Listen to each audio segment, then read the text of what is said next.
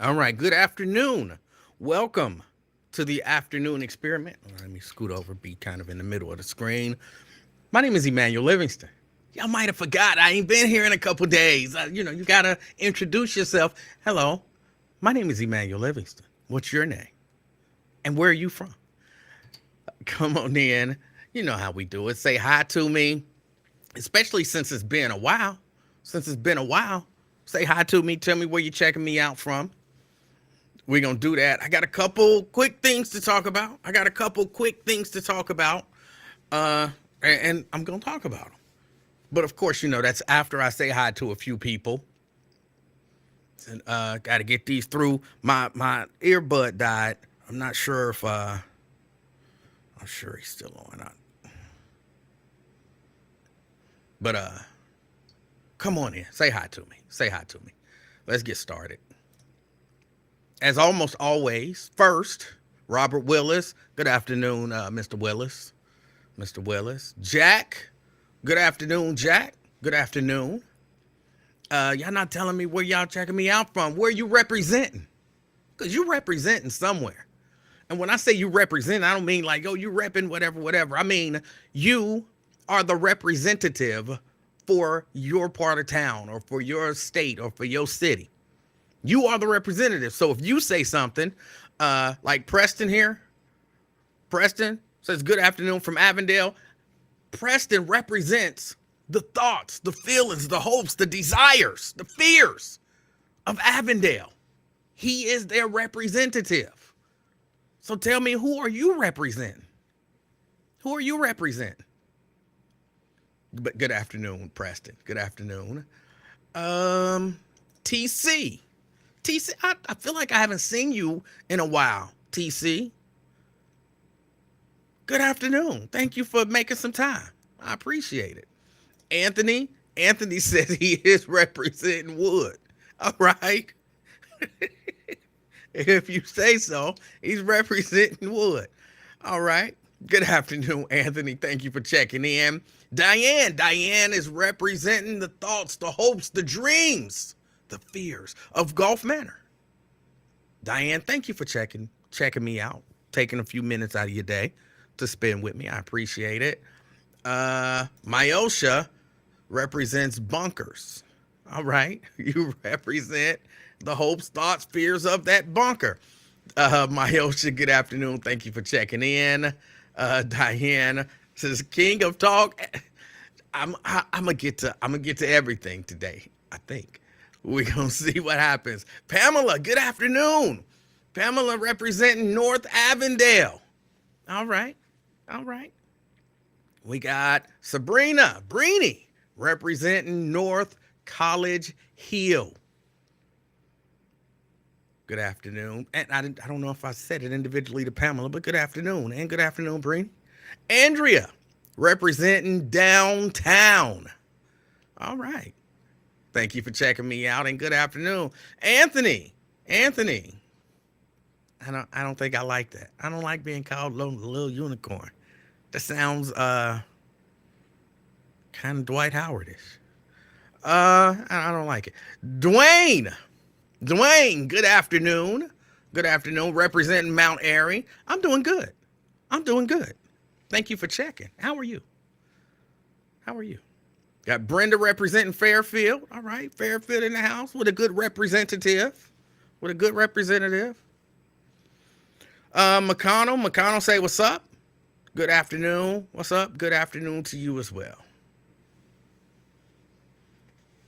TC says, okay, I'm you was over in the special ed. I don't know what that means. I reject that. Brent representing Dallas, Texas. You got a lot of people to represent. You better represent them right. They tell me they got guns. They'll come and get you if you don't represent them right. Preston says most definitely 100% Avondale. All right. Jack is listening at Hofbrauhaus with a shot and a beer. See, I knew you wasn't black. I knew you was not a black person. I went to Hofbrauhaus once. I got some free gift certificates or something. I forget exactly how. I don't remember how exactly I got those gift certificates, but it was like a couple $100s in gift certificates. So I was like, all right. And it was coming up on time for them to expire. I didn't want them to expire. So I was like, I called a few friends. I was like, hey, y'all want to go to Hofbrau House? And they was like, who? And I said, Hofbrau House. And they was like, no, we don't want to go to no damn Hofbrau House. I said, I got a few $100s in gift certificates, so everything is free. They said, all right, what time we meet? And we went and met over there, and it was not, the food was not delicious. I don't drink, so, I imagine alcohol is alcohol. But nothing on the menu was delicious, like nothing. I think, what I got some pretzels or something like that. I was like, how do you mess up a pretzel? How do you mess up a pretzel? I was like, this is a nasty pretzel. How do you mess up a pretzel? And we were the only black people there. I was like, oh. So I knew you wasn't black. I knew it. You just proved it. Now the only way to kind of prove that you black is you got to put up a picture of you. Because other than that, in my mind, you that dude at Hofbrau House who was looking at us funny when we was talking about how nasty everything was. That was you, Jack. That was you.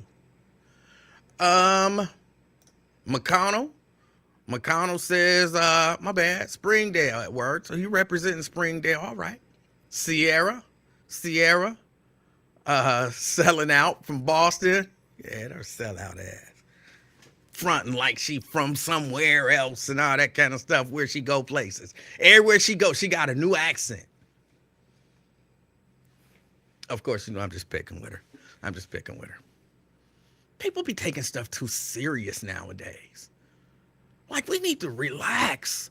Like, believe it or not, we can talk about serious issues and not be so damn serious. People be mad, want to fight people, but it ain't that deep. Like, even if it's like serious, you can still kind of have a little break of levity in there. Earlier today, when Raven was hosting Lincoln Show, they were talking about code switching. And I forget exactly what Sierra said. Something like she's from Cincinnati, I guess. She moved to Boston, so something about it depending on where she at, or she forget about it and she just kind of, whatever she said. And I, kind of threw a little comment. I don't really want to say what I said, but it was in jest. And I think she took it that way. Everybody don't do that. Somebody would have been mad as hell. He calling me a sellout. She took it in the right spirit. Thank you, Sierra, for checking us out. Terry. So been working in Avondale, but repping E-Town. Hold on. Where are you calling from right now? Those are the people you represent. I don't care where you live. Where are you calling from right now? That's who you represent. So I don't know what this means, Terry. Thank you for checking it. Good afternoon. Thank you for checking in, but I'm still not sure who you actually represent today. So clarify that for me if you don't mind.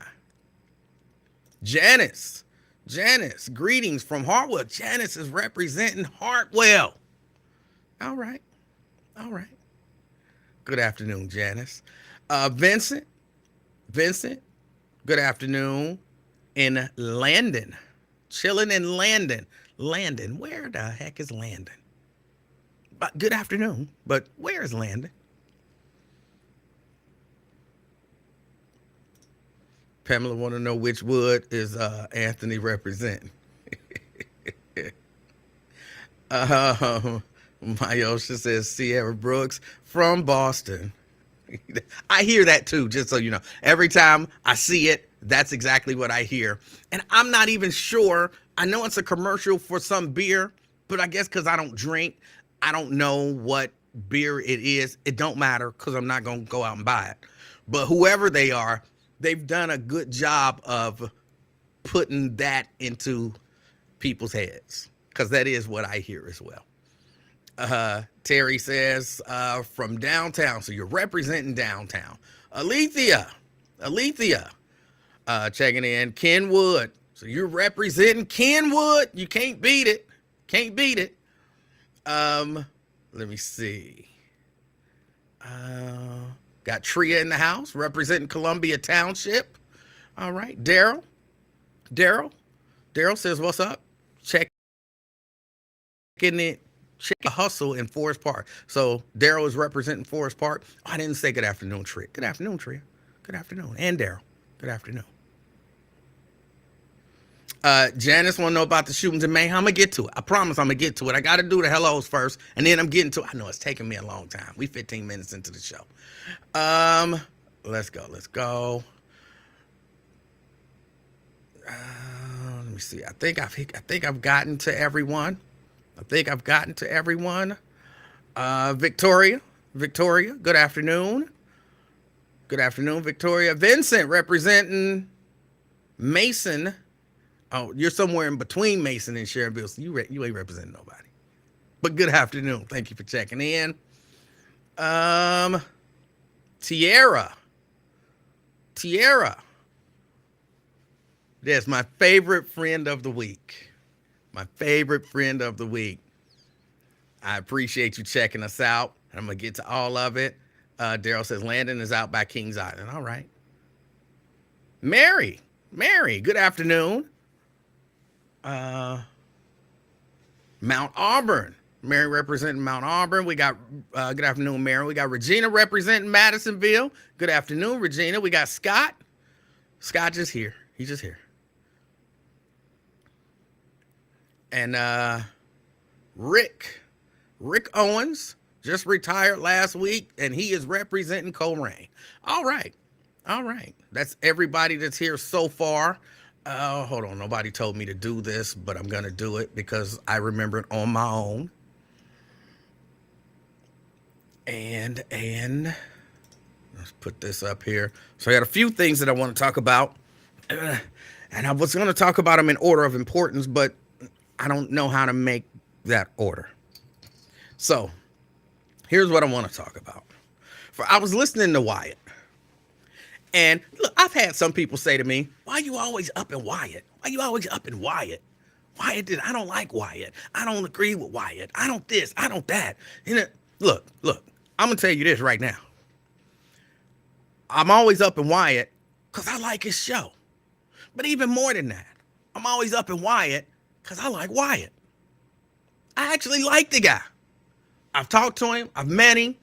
If you're not aware, it's very difficult for us to get on the phone and have a conversation that lasts less than an hour. I like Wyatt. I don't agree clearly with a lot of the stuff that he say, but I do agree with a whole lot of the other stuff that he say, if that make any sense. We disagree on some things. We actually agree, though, on a whole lot of stuff. But here is one reason why I like Wyatt. I believe you got to get to know the heart of a person. And when you talk to a person and look, I didn't know Wyatt, as they say, from a can of paint. I for real, I did not know this dude.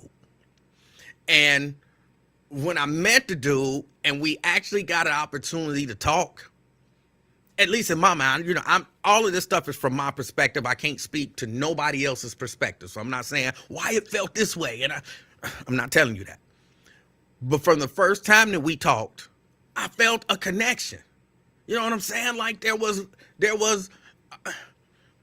it's hard to explain. Like, how do you talk to, and not even talk to a dude over the phone and just feel an instant connection, like a brotherly connection type thing.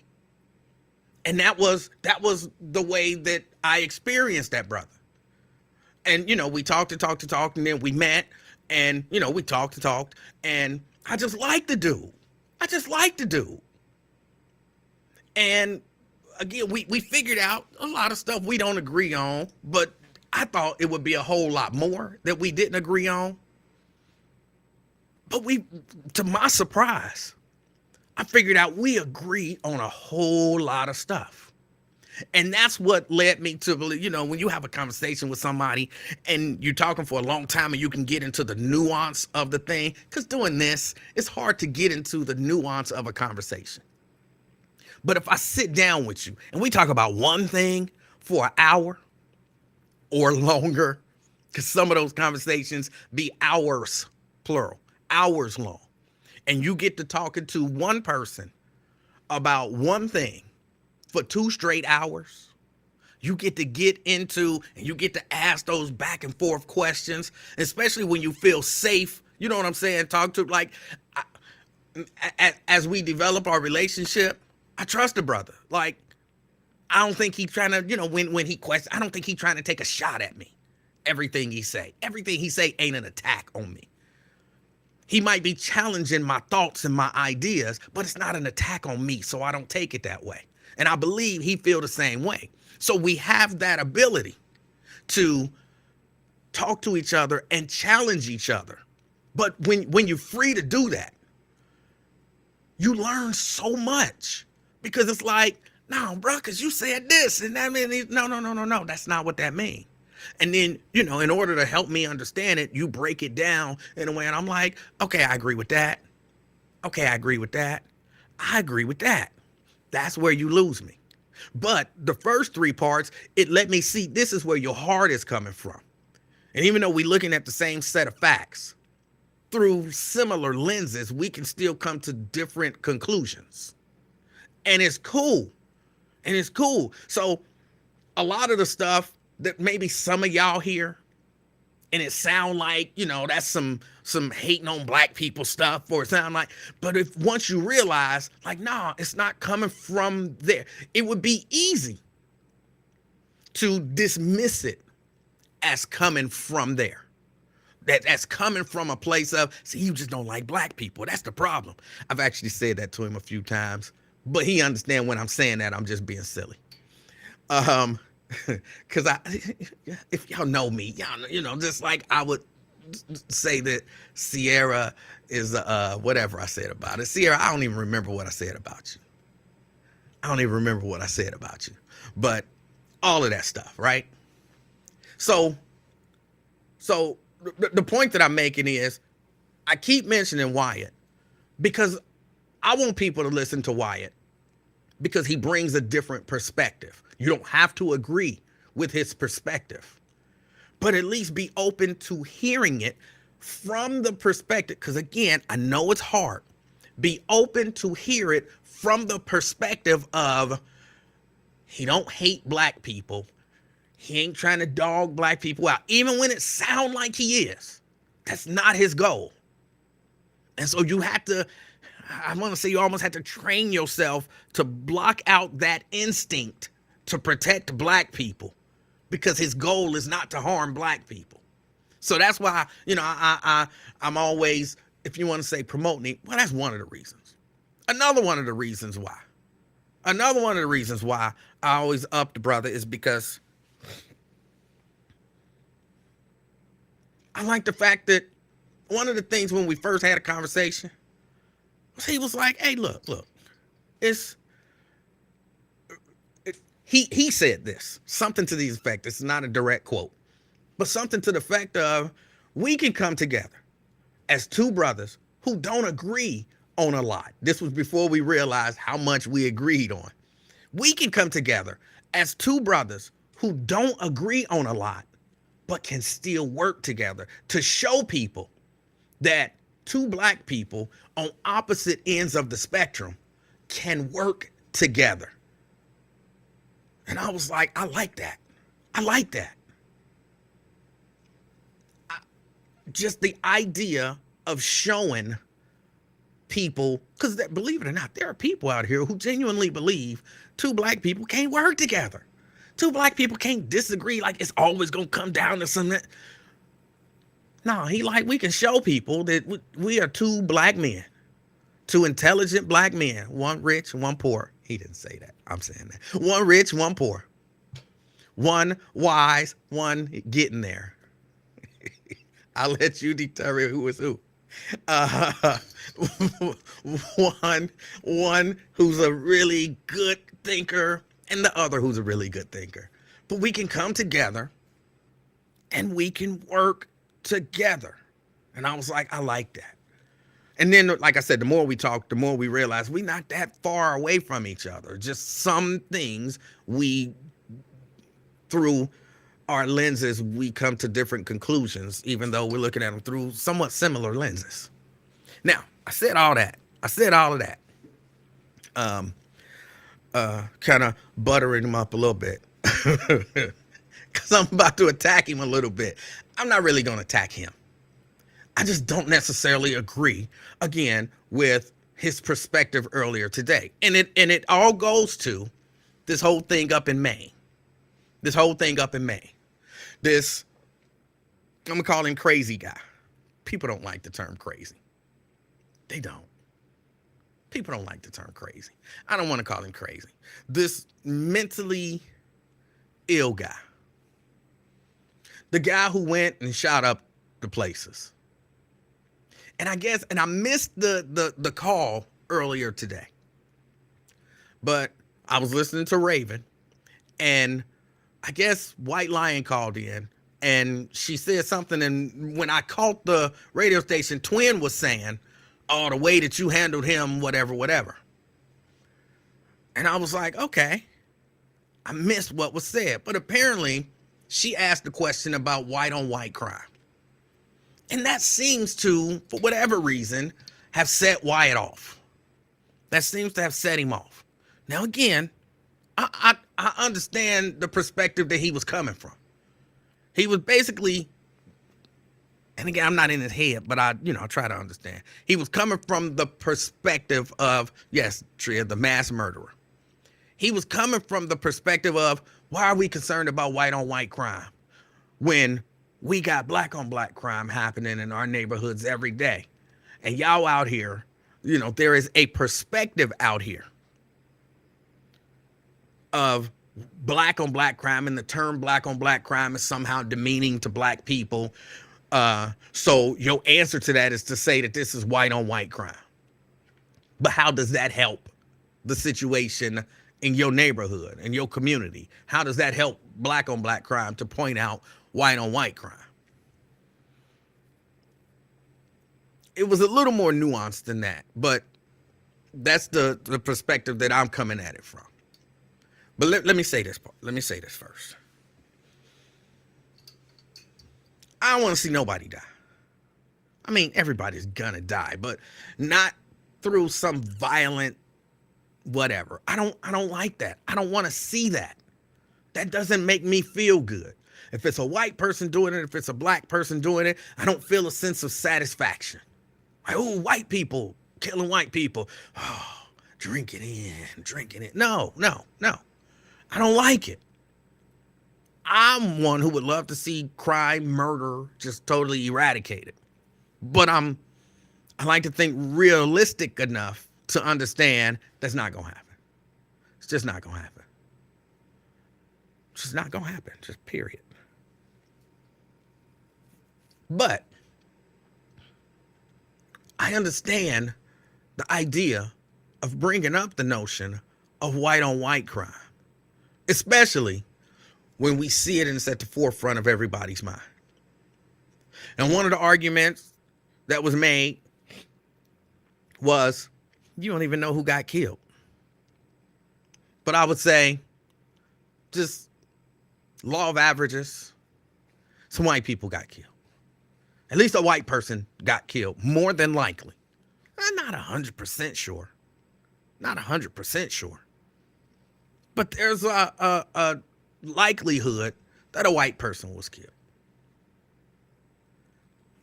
And using that, there's a really good chance that it's safe to say this was white on white crime.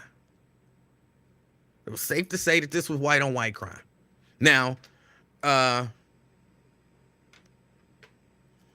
if we want to say, well, but you don't know that. Okay, we don't know that. But either way, I think it's safe right now to make an assumption that there's a good possibility that somebody white died. which would make it white on white crime. Splitting hairs a little bit. But why is it important then? Why is it important? Here's what, because I am one of those people who has an issue with the term black on black crime. I am one of those people. And I don't have an issue with it because of the fact that black people don't commit crimes against black people, because they do. I have an issue with it because it sounds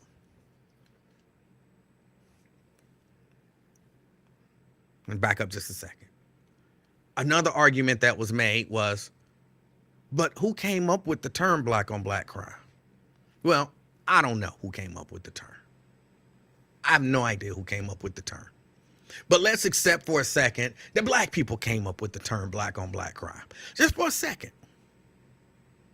Let's accept that black people came up with black on black crime.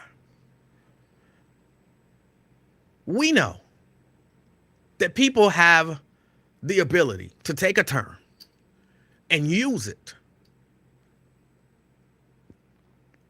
in a way to, what's the words I'm looking for? People can take a term and use it for evil. Right? Woke. Don't matter who came up with woke. Woke means different things to different people. Now we see on the Republican ultra MAGA side, woke is a bad word. When they call you woke, they're not calling you woke as if to say you're very much aware of the things that are going on around you. They're using it as a derogatory term. They're using it. They are attempting to redefine the term that somebody else came up with to be something derogatory. So we have, if we understand that people do that, it don't matter who came up with the term black on black crime. We have to understand, we got to be smart enough to understand that there are people who are not using that terminology just as a fact of who was the victim and who was the person who committed the crime.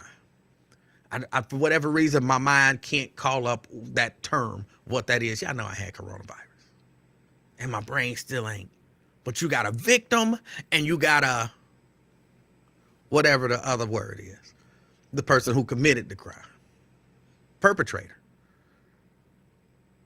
So you got a victim and a perpetrator. When some people say black on black crime, they're not just trying to define who the victim and who the perpetrator is for statistical purposes or, to help get to the bottom of the situation and how we can solve the problem of crime happening in a particular community. No, they're using that term to say that somehow black people are predisposed to violence more so than anybody else. That's what when they use that term. Emanuel, who is they? Who is they? You're throwing around these they and they are the people who misuse the term. That's who they are. And people with common sense understand when they hear it one way and when they hear it another way. Now, in this case, it's kind of like the N-word. You walk up, I'm going to use a old stereotype that I don't actually see. You walk up past a basketball court and you see two brothers on the basketball court dapping each other up and say, "What's up, my nigga? What's up?" You understand however you feel about the word, you understand that they're not using it in a derogatory sense. Even though you may think it's a derogatory word, you understand the meaning behind what they're trying to do. They don't mean it derogatorily. Is that a word? I feel like I just made up a word, but I might not have. But they don't mean it that way. As opposed to you walking in a march in Mississippi and you see some dude with his jaw full of tobacco with his uniform on, with his attack dog, and he talking about you niggas better get out of here. You understand, he don't mean that term the same way that those two dudes on the basketball court meant it. And nobody has to well, how do you know how he meant? Well, who are the people who mean it this way? You know, you see it. Context tells you, you understand it, and you know it. Some of this stuff I'm going through just to kind of lay this little bit of a foundation. So if you're asking me who's misusing black on black crime, you know it when you hear it. You know it when you hear it. They're not talking about black on black crime as a way to help the situation or as a way just to define who the two parties were or anything like that. They're talking about it in a way to define black people as somehow genetically, maybe, predisposed to committing acts of violence against other black people. That's just it's a thing. Whether you like it or whether you don't, it's a reality that there are people who use it that way. I don't care if a black preacher in Chicago started it as a way to stop the crime in the community. That's not how these people are using it, which is why people like me push back against it. And we push back against it to say, don't try to create a situation where we look like we're somehow genetically predisposed to violence. That's why some of us don't like it. Or at least one of us. Again, I can speak for me definitively. That's why I don't like it. Do I understand that black people commit acts of violence against black people and that it's bad and shouldn't happen? Absolutely. Absolutely, I understand that. Do I think that there's something we can do about it? Yeah, sort of. And sort of not. People gonna commit acts of violence against people. I wish we could stop it, but we probably can't. But that don't mean we shouldn't try. Now, let's go to Maine. And the thing was apparently asked, well, what are white people doing about white on white crime?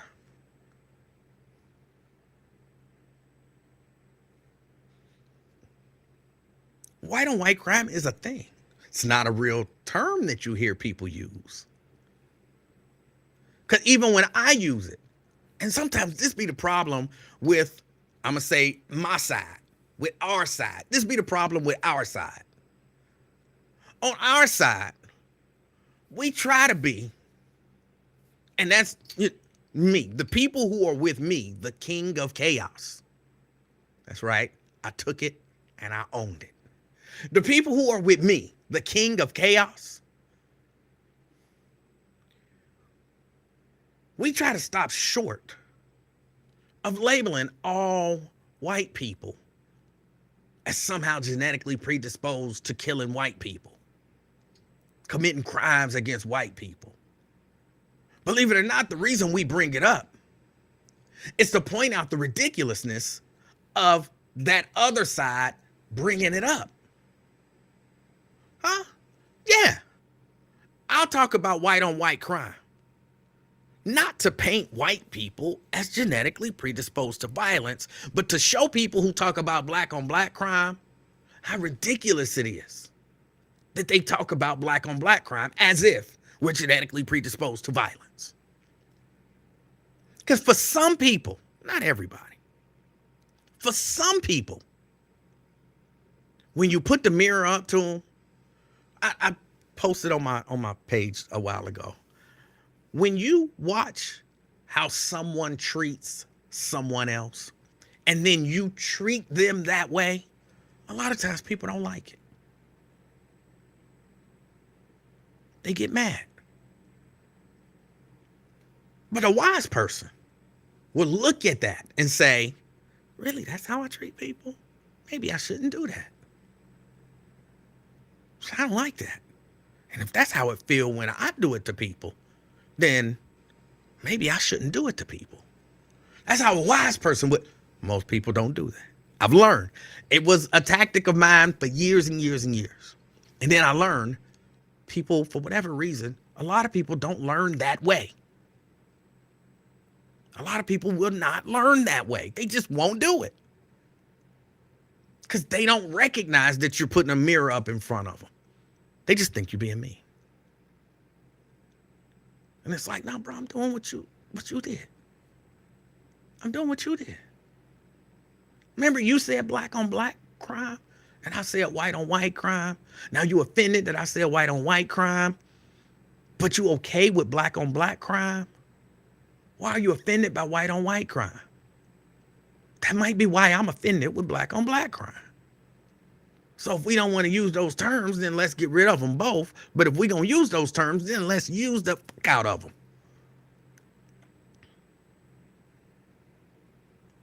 But people do. People get upset. And here's what I found. This is the wild part. I found that sometimes it's black people who get mad when black people talk about white on white crime. And again, you got to understand the heart of the person. I'll be honest, Wyatt seemed a bit bothered by white on white crime. Wyatt seemed a little bothered by that. And his answer was, when I said white on white crime is real, his answer was, so what? So what? It's not happening in the same numbers. It's not happening in your community, so why do you care? But I care about people as a whole, number one. And then number two, I care about the message that it sends to people. That's why I care. So if we're normalizing the term black on black crime, let's normalize the term white on white crime. And it shouldn't bother anybody if we're just talking about it from a factual perspective of who's the victim and who's the perpetrator. It shouldn't bother anybody. But it does. But it does.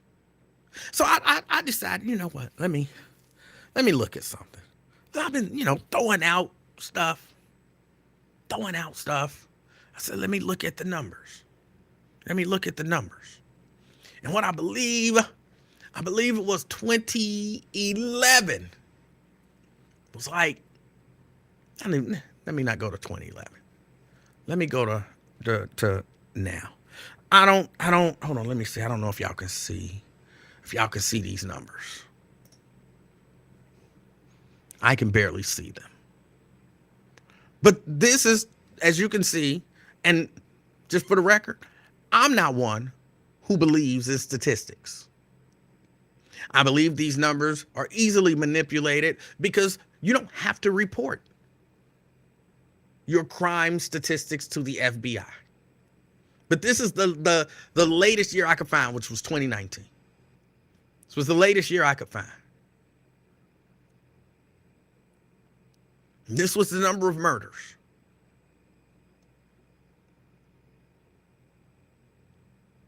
This was the number of murders. Now, I did, because I'm not that good at math, I did the math on those numbers.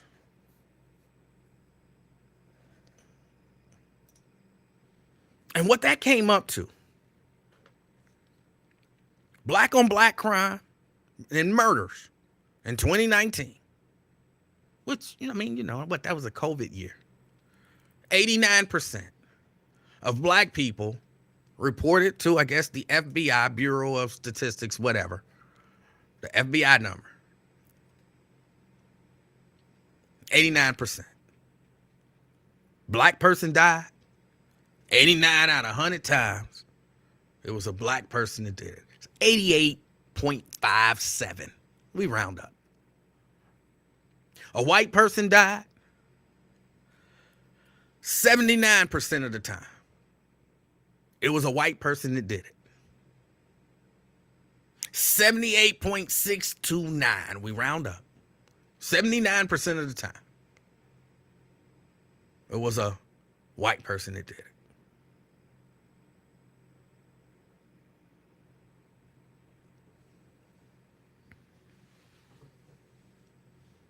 Those are both horribly high numbers, but look, it's reasonable. I'm not breaking any new ground, but people tend to commit acts of violence against people who they are around.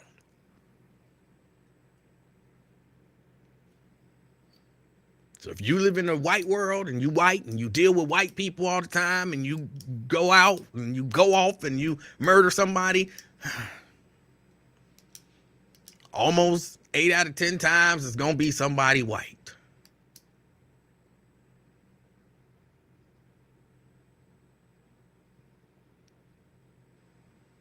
That's just the truth. That's what the numbers say. Again, I don't necessarily believe in numbers because people don't have to report. Some people really don't know that. Some people look at these numbers from the FBI and they like, those are the numbers. And you're like, no, because people don't actually have to report their numbers.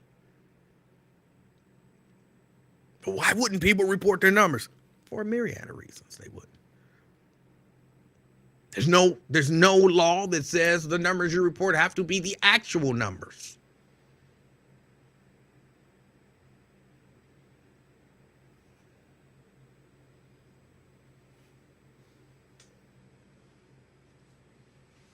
But it's not a horrible thing to talk about white on white crime. Well, where do that get you? Where do that get you? How do that help your community? How do it help the white community to talk about black on black crime?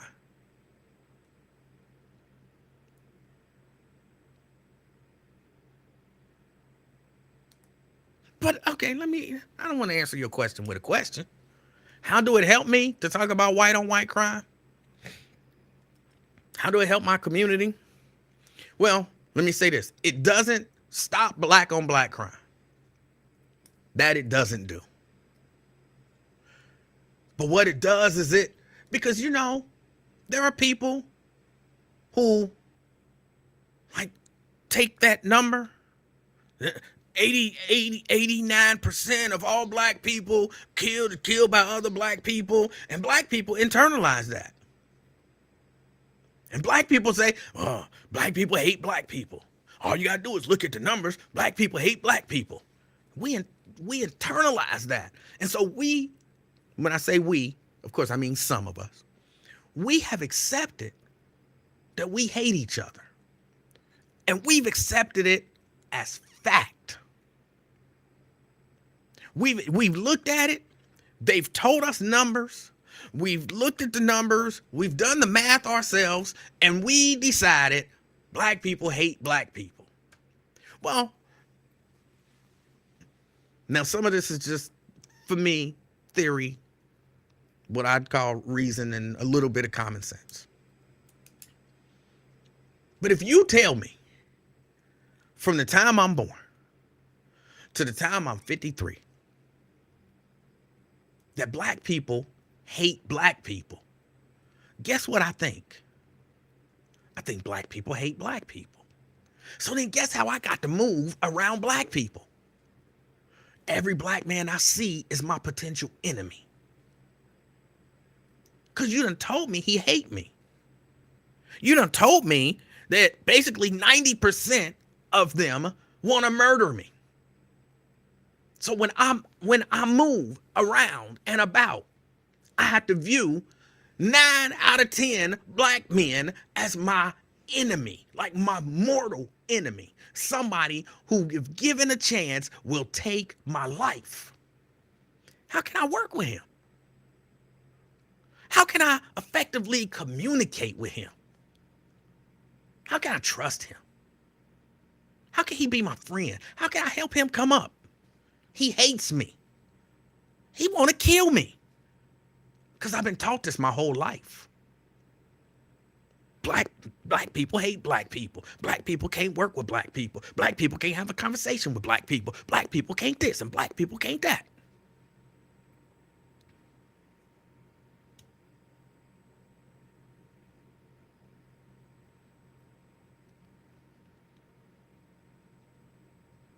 But what if I look at you and I give you the white numbers? When I give you the white numbers, you know the conclusion that's never come to? White people hate white people. How often do you hear white people say that?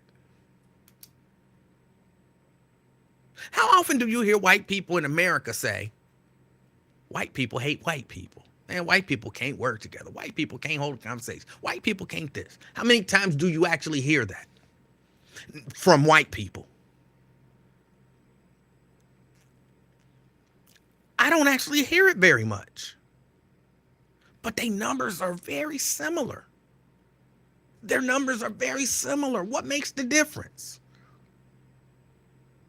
See, it's not just about the term itself. It's about everything that comes with the term.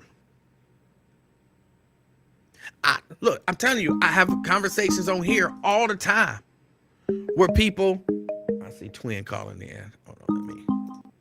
Twin? Twin?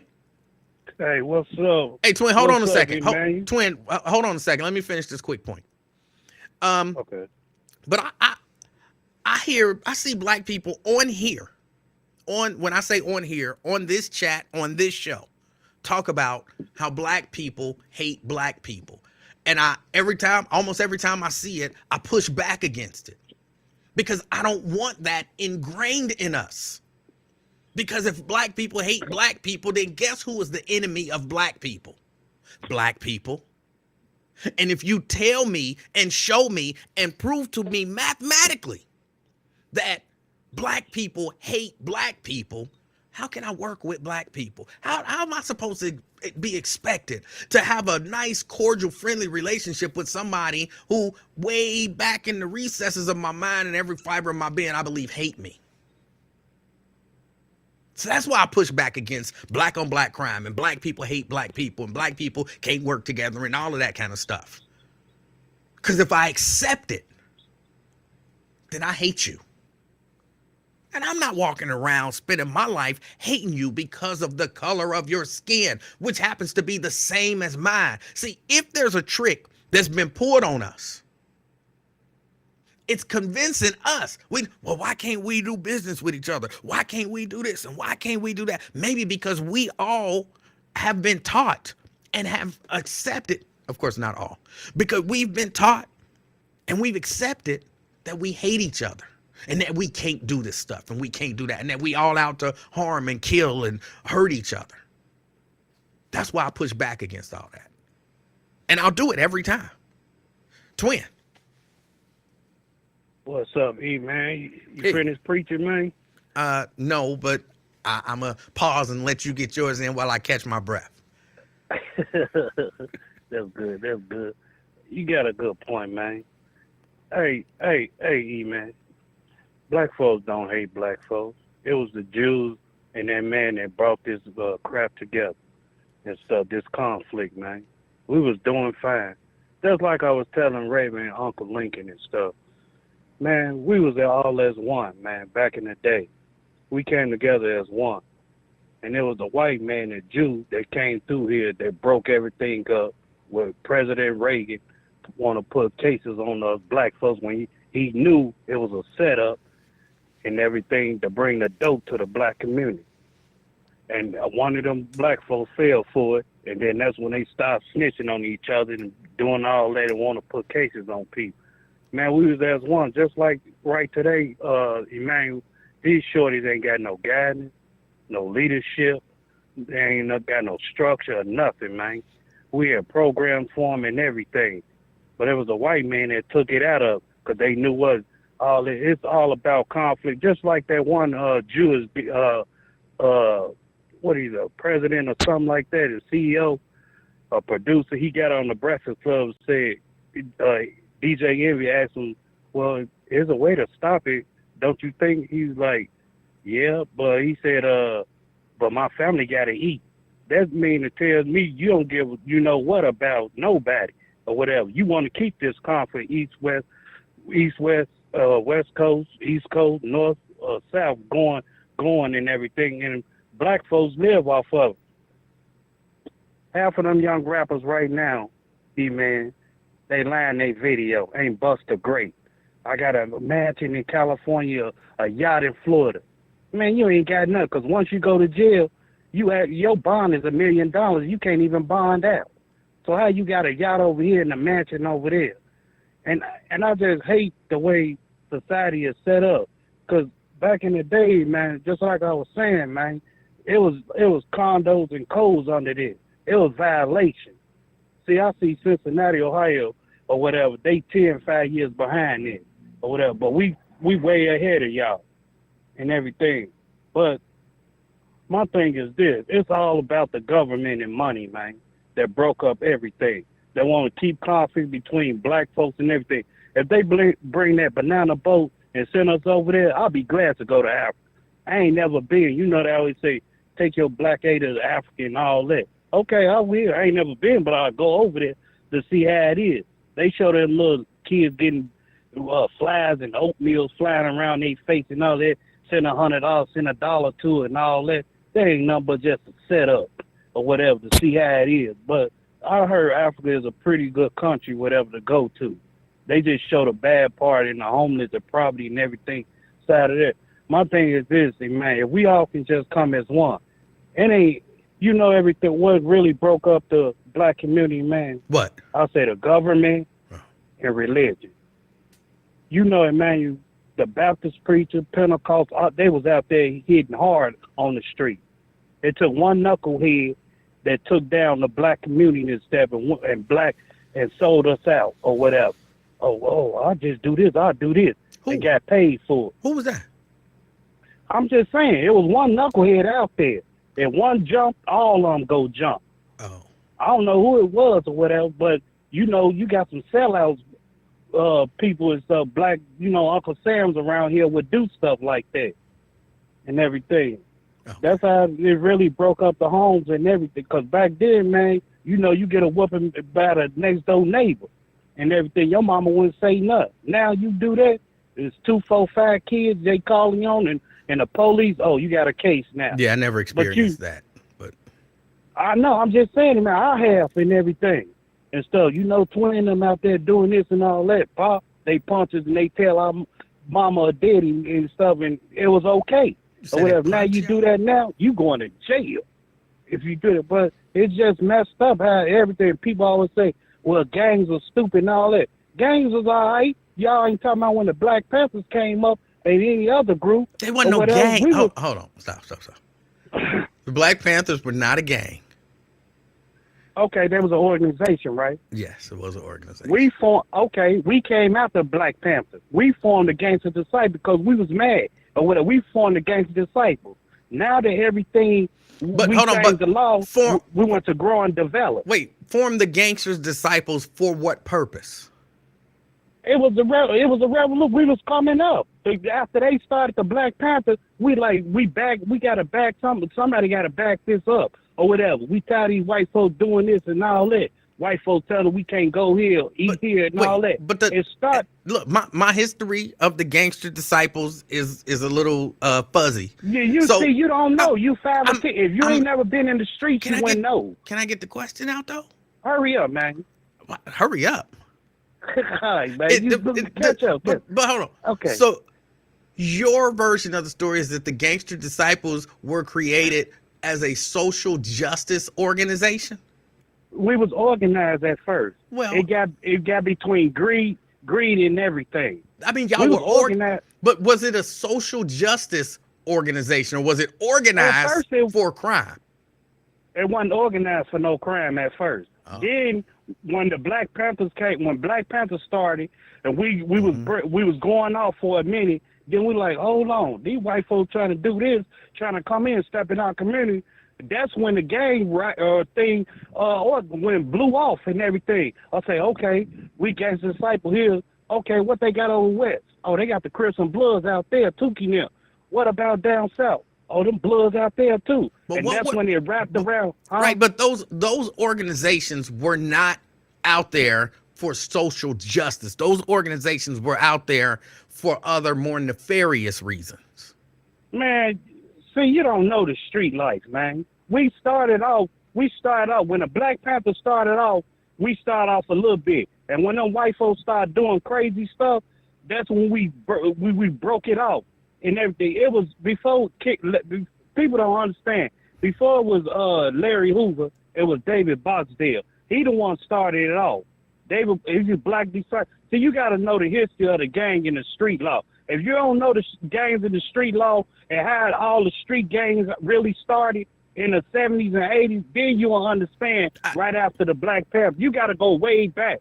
See, y'all try to play want to be catch up, but y'all behind you, man. Look, I'm not. Hold on, it's not that I'm behind. I ain't never lived that life, and I'm quite proud of it. It all ain't right, about living a life. Well, it kind of is. You were in a gang, so you might have more. Well, not might. You would have more experience books, with that. You read you look at TV, right? You read books and all that, right? But I've never read about the formation of the gangster disciples. Why would I? So you never started from Al Capone and all that, John Gotti and all them? No. See, you wouldn't know, you want to establish a life and stuff. Huh? See, people get on here and do this and all that. You wouldn't know street life. You probably got a college, high school diploma. That's all. It's good to have all that. But you got to know, if you don't have that, you got to at least have a street life. What? Okay. I'm just saying. Maybe you're right. I got to work on getting my street life up. No, I ain't saying it like that, man. I'm just saying if you're not educated in the school and everything and be a dummy out here, you got to be at least street credibility or whatever. You can't be no dummy, just stupid out here on dummy. I'm just saying people always saying, well, gang stupid and all that. Okay, I mean, when you were in the gang, that's what y'all was doing, was protecting the community from white people. That's after we was doing our thing or whatever. I don't know what that means. What does that mean, doing our thing or whatever? I'm saying when I was growing up and everything, doing our thing, I was learning from the dudes that was ahead of me, little age older than me, and they was on the street. Cause that's life in Chicago, man. That's how it all starts. If you grew up in Chicago, man, you can be a neutron, a square, or whatever, a punk, a peon. You can you from the suburb. I'm from the Inglewood area, and you come to my hood. Oh, that's twin cousin stuff. He done got killed and everything because he don't even know. He got killed because he's my cousin. They feel like he affiliated with the GD and stuff. All of a sudden he got killed or whatever. And people don't understand, man. But hold on. No, look. You're right. I don't understand. But my simple question is, when you were in the gang, what about? What were you doing? Or hold on. Wait. Don't answer that. When some other dude standing next to you was in the gang, what was he doing? When he was standing next to me, he was learning the same rope. What was he doing? What you mean? He was doing the same thing. What thing? What is the thing? He was learning the ropes of gangster disciples. The 6-point sign, what it stands for. This, what we do. All right. And then what did y'all do? And then what did y'all do? We did everything that was instructed to do. Like what? We had to do this. Like I can't go into details about That's why I said don't talk about you. Don't talk about you. Talk about the dude that was standing next to you. I'm not gonna do that. What was he doing? I'm not gonna do that. I'm not gonna do that. That's on the structure, man. I can't do that. Oh. That's on the structure. Oh. You think I'm goofy, man? Come on, now you ain't gonna yes, me actually, off. I do think you're a little goofy, bro. Now. You was in I'm that not gonna goof. You can't send me off, man. You can't send me off. I'm just saying, man. From growing in the gang, being a young boy, learning the ropes and stuff, because I'm around my brothers and them, and they making money and everything. I'm like, hey, how they do that? When the first Beepers came out, I was 10 years old selling them. That was my hustle and everything coming up. And as time grows and I got a mature enough, 15, 16, yeah, give me that dummy pack. I'm about to sell these dubs or whatever. Dope and everything. I go around gangsters, 10 players and hustlers, man. That's why people always say, well, gang's stupid. Either you do or die, man. You either go join this or you ain't go join it or just go to school, whatever. Some people ain't made for the street. Some people live. That's why people always say the gang's stupid. Oh, man, gone with that garbage, man. It is what it is. It's the people who encourage people not to join gangs, they the stupid people. See, people like you are just crazy. I'm just saying, Emmanuel, like you is a square. If you're around me back in the 90s, whatever, 2000, you early 2000s, where I ain't gonna say 2000, them the titty bop. But if you're around me in the 90s or whatever, they'll know you're a GD. Oh, that's twin cousin E and stuff. Oh, what he on? I don't know, Joe. What he on? I was like, oh, he cool. I got a vouch for it. Oh, he cool. Because it might be a goofy just gonna run up in you. You got a little baseball cap on with a book bag. Hey, what's up, fam? You cool? Oh yeah, I'm with twin. Oh, that's twin fam. But now, if I'm gone, you on that corner, you get one of these BDs around there, vice look. Oh, that's twin cuz. Whop, off with your head. Because I ain't out there on defense defending you. But it's bigger than this, man. But I don't know. My main point is this. Government messed this whole society up. I don't care what nobody say, and politicians did too. Or whatever. They messed everything up too. We was all as one, man. They broke up this familyhood. We used to have boys and girls club, after school program for the kids and everything. Everybody was happy. Wood shop back in the class. Except for the people who was getting run up in, they wasn't happy. You said what? Except for the people who was getting run up in, they wasn't happy. Man, see, man, you talking nonsense now. You man. just said, okay, you're right. You said for the people got run up in. What are you talking about? You just said if you was out there and they didn't know you was with me, then you get run up in. It's over for you. That's what you said. But then you say, but when I was coming up, everybody was happy. Not the people who was getting run up in. They wasn't happy. It was over for them. Because if we was in war and everything, I'll let you. You would be alert if you was in war, man. Come on. They're like, hey, don't go there. 63rd in war. That sounds like a happy time. We at war. Happy times. Because that's how the life in Chicago was, man. What are you talking about? You know the history of Chicago. Now, see, you've been to Chicago before. But you trying to paint. No, you've been to Chicago before. I just answered that. I said yes, but you trying to paint. Okay, what side you was on? Downtown or what? Or south side? Yeah, I was downtown and south side. But you trying to paint the gang life like it was good life. It's not. It was all right, man, but I'm just saying, after Town Road, we going to this new thing and everything. Thing just, when they locked up our chief and all that, board members, it was over. Emmanuel, when they locked them up. When they locked Larry up and everything, it was over, man. And then after they came to get the guns and all that, 13 board members, it was over. They knew what they was doing, the government was doing. They knew what they was doing and what time it was, man. Yeah, we got their leader, we got this and stuff. It's over. Then now he is now. Because they knew they ain't got no guidance or structure because they knew it was going to be a violation for these new news that's coming out here. These New Jackson stuff, right? These other hoods I was visiting a couple of months ago, man, they got them little silencers out there, man. All right. Hey, don't go on 59. Don't go on 58. I said, for what? Twin. Man, them shorties out there with them silencers and everything. Twin. I'm like, whoa. Twin. Hey, I appreciate. I can only, ingest so much. Man, we taking a ride. What's this? October. We taking a ride in February. Me and you. Oh, where we going? We going to my hood. I'm gonna show you. We go video and all that. They not running up in me, bro. Nope. No, not gonna happen. No. Oh. You gonna be on security? No, you got security around. I don't trust it. You ain't even gonna need no security. What you don't trust me? You trust Jesus, don't you? I trust Jesus, but I don't trust Jesus if I put myself in a situation where I need Jesus. Man, let me tell you, anybody can get it, man. Bullets ain't got no eye. Which is why would I go in a place? Why would I go with you to a place that might be at war when you just told me bullets ain't got no name, but you got Jesus? I ain't gonna take you where it's war. I'm gonna take you around where I grew up. And you go see the just said it was war, bro. No, I'll pass. That's on the other side. I'll stick that's with on the other side, man. Yeah, I'll stick with downtown Chicago. Yeah, downtown Cincinnati. I'll stick with downtown Chicago too. While you speaking. Hey, I will stick with downtown Chicago. Yeah, they getting it down there too. I won't be down there. Hopefully, when they getting down. Hopefully, I'm not down there when they getting down. My hotel is at the airport. The railroad, man.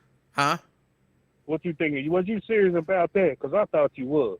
No, I You wasn't say you being serious sarcastic. about that. No, I wasn't serious about that. Man, be real, man. You a man, man. You heard me going. I'm like, dang, What? he did a whole 360.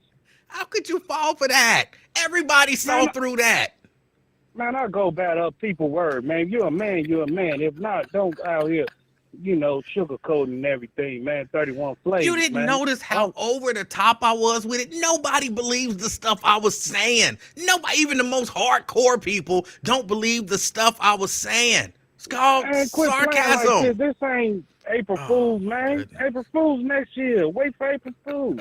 You want to be a Okay. comedy and stuff? Go to Funny Bone. I'm sorry. Come I didn't on, E mean to, man, I didn't don't mean to do that, fool you. man. I No, apologize. no, for real, I was gonna say, is you a sellout or what for the community? Yeah, no, No, a no. lot of y'all get paid to Tell me be who paying sellouts. people. Tell me who. I've been accused today probably about 4-5 times of trying to get paid. Somebody tell me who paying the people so I can hook up with them and maybe get paid. Oh no, ask your uncle and stuff. He know. He do I'm know. pretty sure he know. He do know. There's a lot of people get paid, man, in Cincinnati. They either go on your show, hey, do this, sell this for the black people stuff, say this, say that. There's a lot of cutthroats in here, and I'm trying to tell you, man, y'all city ain't right. I wish my mom would have told me to go to Cleveland. I'd have been happy. All right. Hey, twin, I Man, appreciate your call, sir. I'm sorry, man. Much love and respect to you, man. Be Same, safe, same to man. you, sir. All right. But yeah, no, I'm turning down that request. I'm not going to Chicago with no gang member whose intent is to show me the gang life. Like he wanna what's the opposite of scaring you straight? He wanna scare me crooked. No, no. I'm not going on scared crooked. It's not happening. It's not happening. I'm gonna take you to Chicago and show you what it's really like. Who gonna say yes to that? So you a square. You a square. I gotta take you and show you what the life is really like.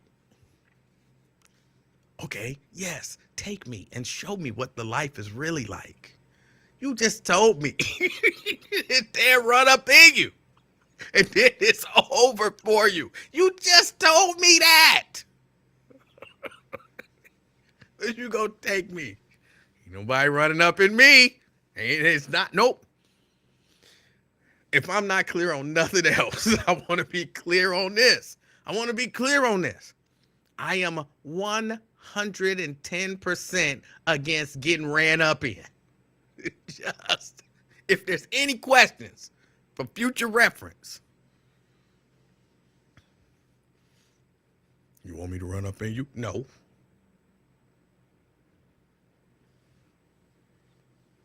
He about to run up in you. I'm out of here. That's no. All right. What else was I talking about? Or what else did I want to talk about? But that's my deal with the black on black crime and the white on white crime. That's why I push back against it. Because it leads to a mindset. And I'm not with that. What else? But yeah, just the idea that a dude, first, how did he get a gun? If you are in a mental facility, it should be difficult to get out and 2 weeks later have your hands on a gun. It should be difficult to do that. What if he already had the guns? Before you send the mental person who has spoken about violence against people with guns, before you send him home, yeah, that's the case where take his guns.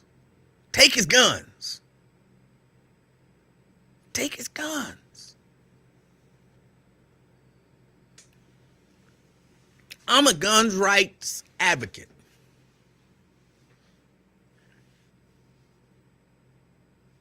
But I wouldn't have had no problem if they would have said, Well, he came to a mental facility because, he was a gun instructor with gun experience talking about killing people with guns, and he seemed to be serious about it. So, we put him in this facility, and he was due to get out, so we made sure that he did not have access to any guns. I'm like, okay, I understand that. That makes sense. I get the logic behind that. But man, you just go out and just shoot people.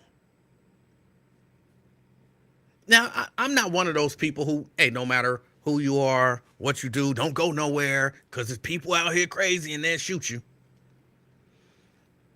But I do say, wherever you go, be very aware at all times. I'll be honest, I don't go many places anymore because I don't want to be in the bowling alley trying to bowl. You know what I'm saying? Last time I bowled, it was a shameful score. I don't even remember it. I think I blocked it out. But I don't want to be trying to bowl a 150 and somebody come in shooting.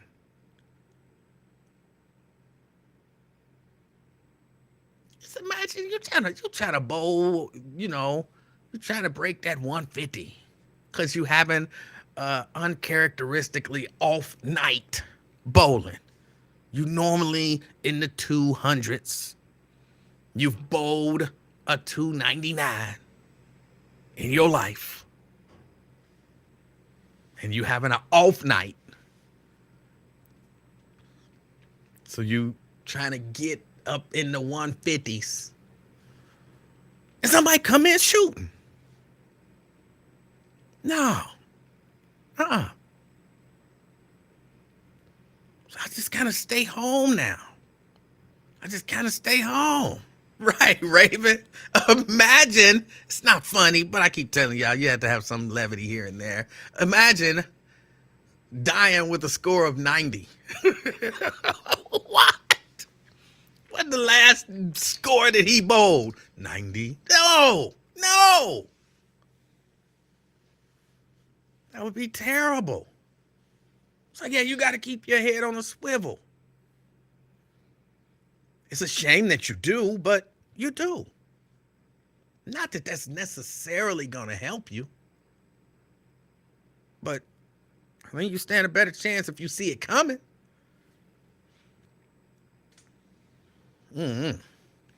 Just crazy. It's crazy. What else did I want to discuss? Gotta talk a little bit about Dwight Howard. Did Dwight Howard rape a dude? You're not supposed to say the R word, but I said it. Did he? And why is nobody talking about this?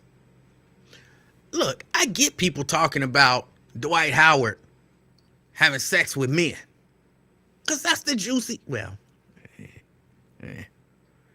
that's, for some people, the most interesting part of the conversation. I don't even want to think about juicy when you talk about that. That's the most interesting part of the conversation for some people. But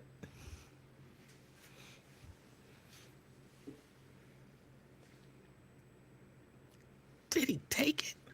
And like Daryl, I don't care if he's been undercover gay. I mean, it's an interesting conversation to have. But I think in all of is the word salacious?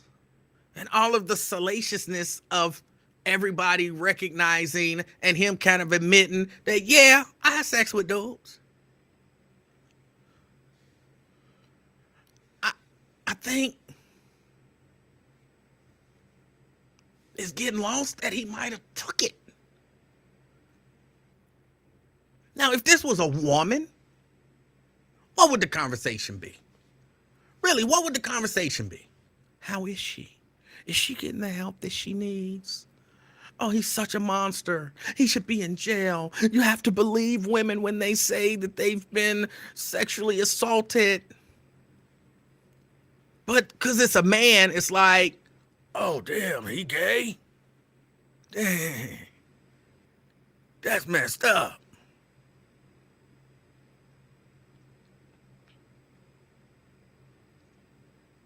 And I think people are like,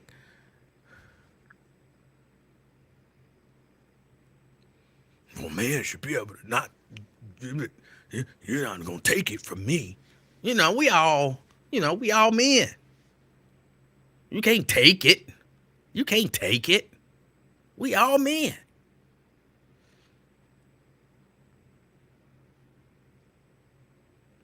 He ain't no real man if somebody took it. We all men. We all men. Can't nobody take it from me. But Dwight Howard, how big is this dude? Hold on.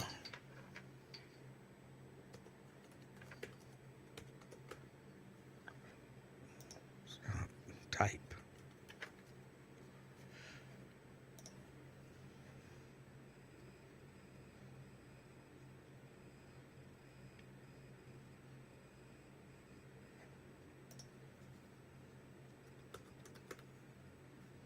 This is a dude that is 6'10", 265 pounds.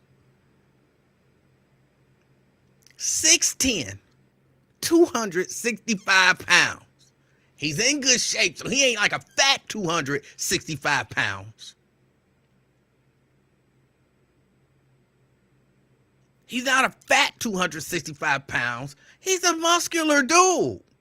He's in good physical condition. And a dude says he sexually assaulted me. And all we can talk about is, what? He gay? Well, he comes out and he says, look, yeah, all right, it was consensual. Yeah, we had sex. It was consensual. So what? He's admitting that he had sex with another man? Oh, my goodness, he's gay. But what about the dude who, I'm even calling him the dude. What's his name?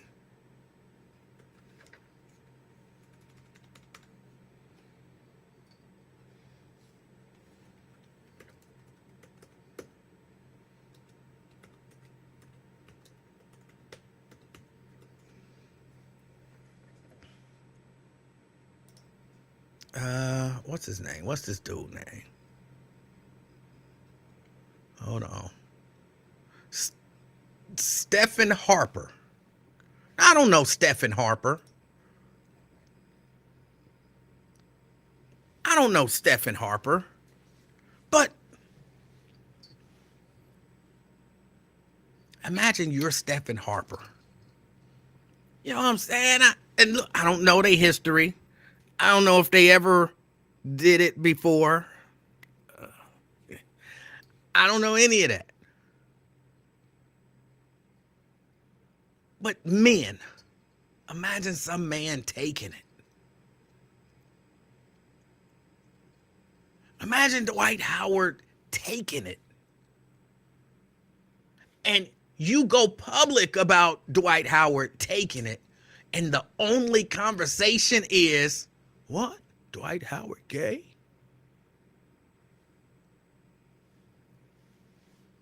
I think it's, kind of disrespectful.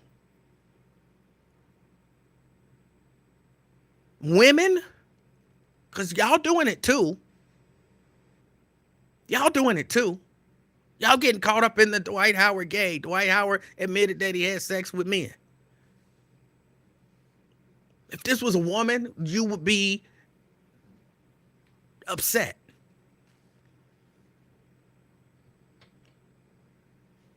Believe the victim, but presume the accused innocent.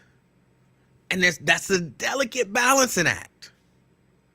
You say you were sexually assaulted. I gotta, for the sake of you, I gotta take you at your word. You say you sexually assaulted. I have to, everything that I do with you, I have to believe you. I have to be concerned about your well-being and your mental state and your physical state. And, do you feel safe? Do you feel protected? Are you, do you feel like you're being manipulated and used and all of that kind of stuff? Not during the, right now. How do you feel? I got to believe you. I got to treat you as if you were sexually assaulted. And of course, the victim is you over here. Now, for the victim, I have to treat them like they didn't do anything. I have to presume that they're innocent. And when I'm dealing with you, I got to take your word for it.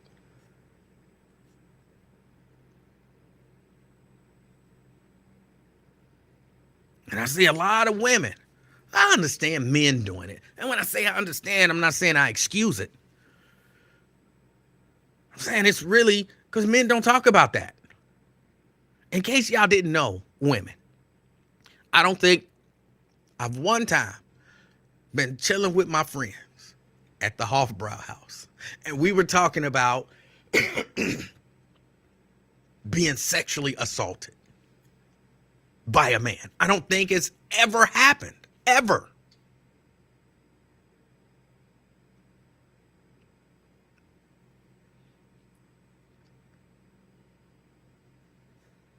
So you kind of expect from a man, how do you deal with, how do you even process that? Like, who was it that just said? I said, imagine. And Vincent says, I'm not imagining that shit. That's that. I sound crazy, but that's how our brains function. It's hard for me to even say it. And when I'm saying it, I'm not imagining it happening to me. I'm imagining it happening to you, Vincent.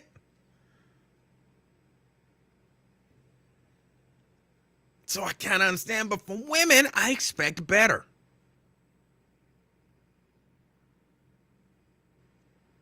I expect better from y'all. That's really about all I had to say about that. I don't know what the truth is.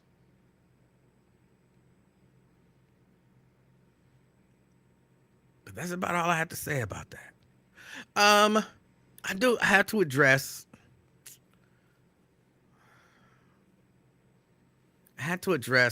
my little encounter this morning.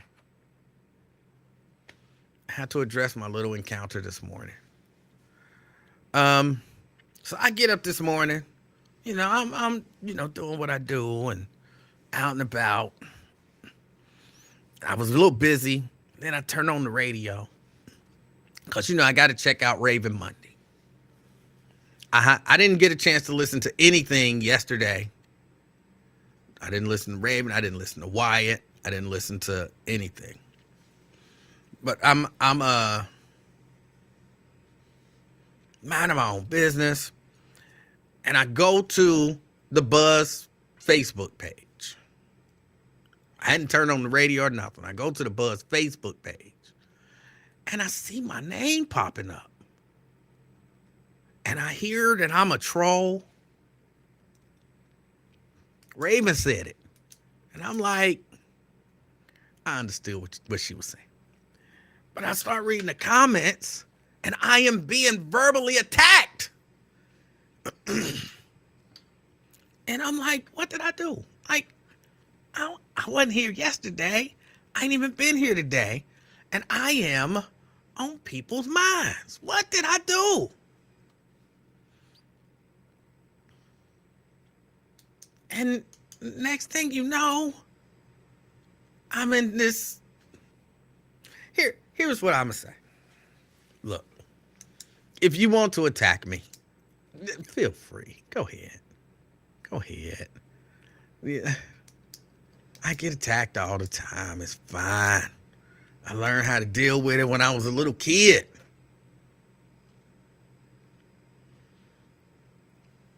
But if you want to pretend to want to have a conversation about it, I don't know that some people understand how conversations work. You ask me a question, maybe I answer the question. and I expound, and then maybe I ask you a question. Then hopefully you answer the question, and maybe you expound. Then you ask me a question, or I ask you another question based on something you said, and you answer, and then you ask me a question, and then I answer, and maybe you know what I'm saying? There's some questions and answering and back and forth. That's a conversation to me.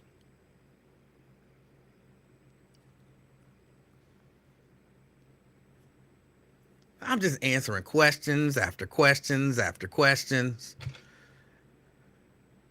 getting no answers in return, just getting attacked. Honestly, I thought it was kind of funny, but I wanted to pursue the conversation. I wanted to pursue the conversation because it came out of nowhere. Because Diane, I'm with you. I didn't even know that person had an issue. Actually, I actually thought we was like really cool. And sometimes it's interesting the stuff you find out not even being there. Because I wasn't even there. So it's interesting the stuff that you find out. And then, from my perspective, look, once I find out that you beefing with me, I know how to move around you. That's it. That's really it. That's the whole thing. It don't make me hate you. It don't make me have any sort of beef with you. It just makes me know how to move around you. But see, here's the funny thing about it. Why were you brought up at all? I don't know. I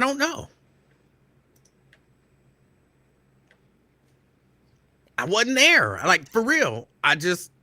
When I logged on, I saw some stuff about me, and then I heard Raven saying that I was a troll. And Raven, I understood what you were saying. Like, I thoroughly understood what you were saying, and you were partially true, or correct.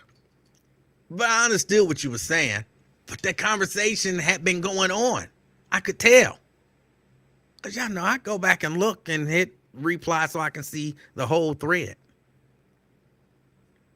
And I'm like, maybe some days this conversation would have been appropriate, but I wasn't even here. Am I still beefing with him? I was never beefing with him. That's just it. Just out of nowhere. And you're like, oh, really? And when I see stuff like that, I always feel like, so deep down inside, all this time that I thought we was cool, you were harboring ill feelings. Yeah. Interesting.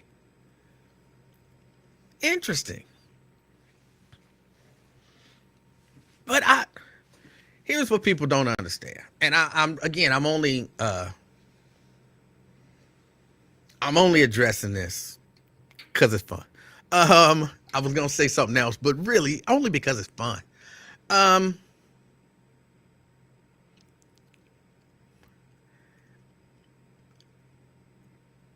If you are a person who listens to the Lincoln Ware Show, and you are mad because I call Lincoln Ware and I give him a hard time, you mad because I be on the chat giving Lincoln Ware a hard time, get over it.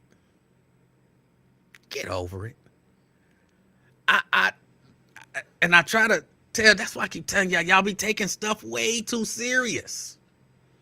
Let me explain a couple things to you. This is about Lincoln, Raven, me, Wyatt, or anybody else who's doing a talk show and control the show. If Lincoln didn't want to take my call, he wouldn't take my call. He just wouldn't take it. Ask Black Lion. Ask Omar. If he don't want to take your call, he just don't take it. Lincoln ain't sitting back. Oh my God, Emanuel's calling. He's gonna hurt my feelings. You don't have to protect Lincoln like that. Lincoln a grown man.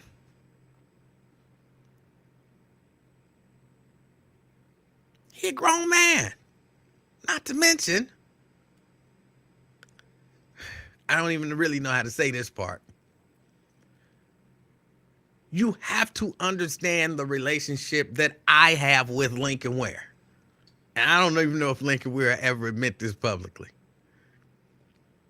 Lincoln Ware called me one day. I was just minding my own business. I giggle because almost every conversation that I have with Lincoln Ware is filled with laughter. It's filled with anger and laughter. Almost every conversation. And so he called me one day and Lincoln said to me, this is honest to goodness truth. Lincoln said to me, you know what? You should call more often. Something along those lines. He might not use those exact words. But he said, because people like it when you call and when we go at it. He said, people like that. He said, I get calls from people and they be like, oh, you and Emanuel, oh, you tore him up, or oh, he tore you up, or whatever.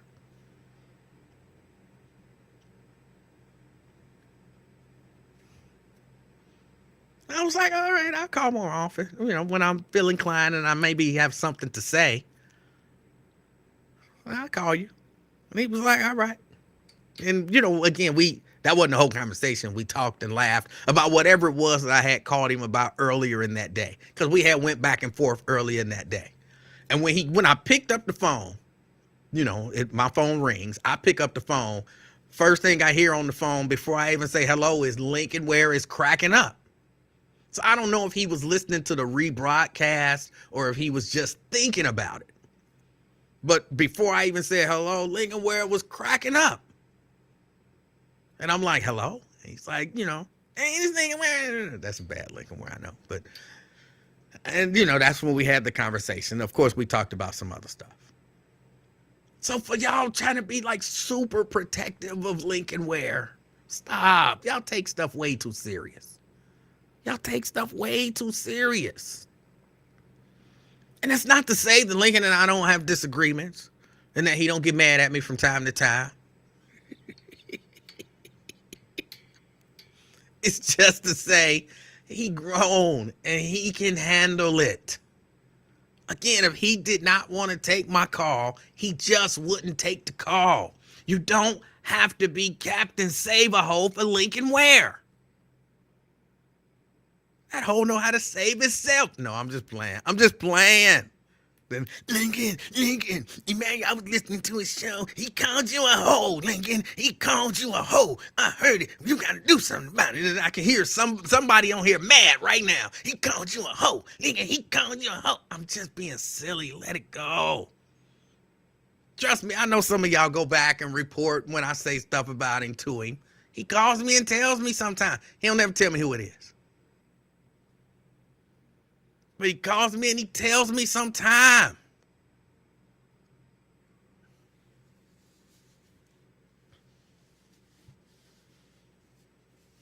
Oh, them people was mad at you.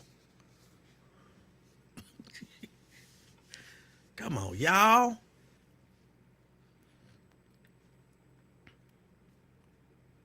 And then for you to be this, you know, big time guy.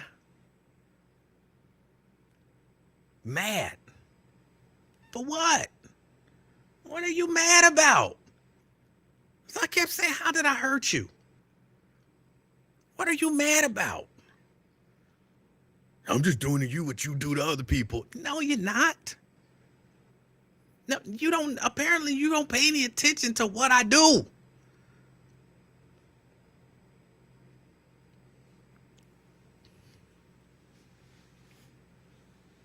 But yeah, it's and then people been, I don't know why people hate me so.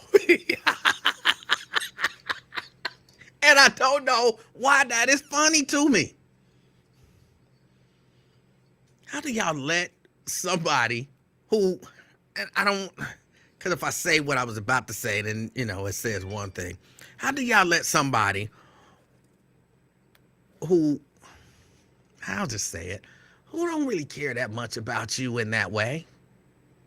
I care about you in the general human way. And even when we develop relationships here, I care about you, but I don't think there's anybody on here from Ross Freeman, or on here he's Ross Reelman, to Ben Jones or whatever, to Jack Often, to Blade. Like, I don't sit back thinking about y'all in my daily life. Like when I didn't come on what was that, Tuesday? What's today? Today is Thursday. I didn't come on Tuesday and Wednesday. When I didn't come on Tuesday, and the reason I didn't come on Tuesday is because the weather was really nice. And I looked at my grass and it didn't look pristine. It didn't look pristine. And I said, it is almost November. It is 75 degrees and sunny. When will I get another opportunity to get out here and give this lawn its last cut? And I cut the grass. I edged it all up. I used, got the thing and used a hedge trimmer and did all of that. I manicured the lawn. And for the brother who came up, oh, I don't remember your name. I apologize. I don't remember your name. But for the brother who came up and he saw me out there and he was like, "You Nate Livingston." And I was like, "No, I'm not Nate Livingston." "Yes, you are. You Nate Livingston." I was like, "I am not Nate Livingston." And I never got it because every time somebody asks me, "Are you Nate or are you Nathaniel Livingston?" I always say, "No, I'm not Nate Livingston. I'm Emanuel Livingston." But before I could get to the I'm Emanuel Livingston part, he kept correcting me. "You Nate Livingston." "No, I'm not Nate." "Yeah, you Nate. You Nate. I be hearing you on the radio." Like, "No, I'm not Nate Livingston." "No, you Nate Livingston. I've been listening to you, but like, no, I'm not Nate Livingston." "Nate Livingston." I'm like, "No, I'm not Nate Livingston. I'm Emanuel. I'm Emanuel." "Oh, that's right. You Emanuel Livingston." And they always seem disappointed. They always seem just a little disappointed. What am I, chopped liver? But like, okay.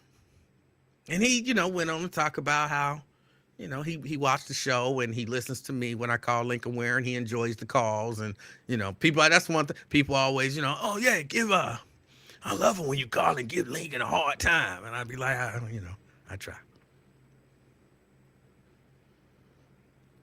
But he came up and he said he listened to the show and he enjoyed the show. And he, I told him I'd shout him out. But I told him I would shout him out yesterday because I had intended on being on. But yesterday was a whole different situation. But my point is, I got out there, I manicured the lawn, did a whole lot of stuff in the yard because I said this will be my last cut, manicure, whatever of the season. And that was it. That was what I did. Took that opportunity. But when I was out there doing all of that, I wasn't thinking about Ross Freeman and the stuff he say about me, or Jack and the stuff he say about me, or Ben and the stuff he say about me, or Myosha and the stuff she say about me, or Anthony and the stuff he say about me, or Sahara, her and the stuff she say about me, or Tria and the stuff she said about me. I'm saying good, bad, or indifferent. I wasn't thinking about none of that. "Ooh, how can I make somebody mad tomorrow?" I wasn't thinking about any of that. So I don't spend my life thinking about how to make y'all mad. Just when the opportunity arises. No, I really don't be trying to make people mad. I really don't. Most of the time, when you think about it, and pay attention to this. I'm saying moving forward, pay attention to this. Most of the time, my comments are, number one, meant to be lighthearted. I love to make fun of people when they mess up words. Here's why I love to do it. Not because I'm smarter than anybody, because I'm not. But just because it's fun, because usually everybody heard the word mess up. I mess up words too. So it ain't like it's something that, whatever. I mess up words too. But I like to everybody heard it. And when everybody heard it, everybody said, huh? There's something about it to actually type the word out the way that it was said that just cracks me up. Like when, who was it that called in today and told Raven that she was doing a superb job? Superb with a V. Not superb, superb. I had to write it and it cracked me up. I was the only one, but it cracked me up. I'm not doing it to hate that person. I'm just doing it because it's funny to me. That's it. That's it. So I'm not trying to make them mad. If you like me, like when I jack up words and y'all type it in, it makes me laugh. Like, oh, I did say that because that's the way the word is supposed to be said. You know what I'm saying? It's just one of those things. So because it doesn't bother me, I assume it doesn't bother other people. And, it's just fun. So I do things like that just for fun. Here's what else I do. I ask questions. Because y'all know some stuff, and I'm always kind of thinking big picture, kind of like black on black crime.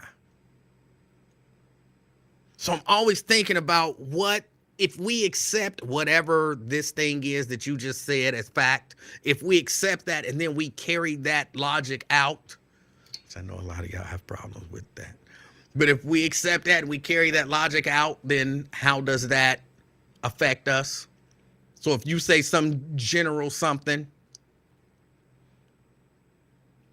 I'm probably going to question you about whatever that generality is, just to make sure that you understand that it's a generality and that you can't apply that to everyone. Because some people don't understand that. So different things like that. I'm asking questions, maybe to clarify what you just said. Hold on. Did you just say whatever? Why do you think that's true? I would say probably 85% of my comments are questions. And if you think I'm trolling you because I'm asking you a question, that's on you. That's on you. The easiest way to handle that, not just with me, with anybody. Think about it and answer the question. I love it when people actually answer the question. And most times my response is, oh, okay. Most of the time I just be shocked that people actually answered the question instead of getting defensive and trying to, push back against the question. Like, just answer the question. So are you saying that the so-and-so is so-and-so? No, I'm not saying that. I meant the whatever. Okay, well, this is what you said. Oh, I didn't actually mean that. Okay, cool. Simple stuff.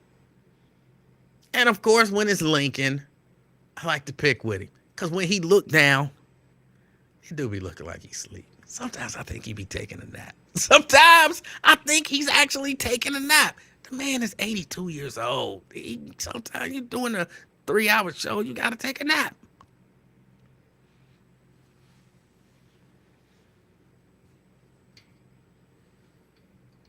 I don't really think that I do anything they get mad and hate me for, but people do.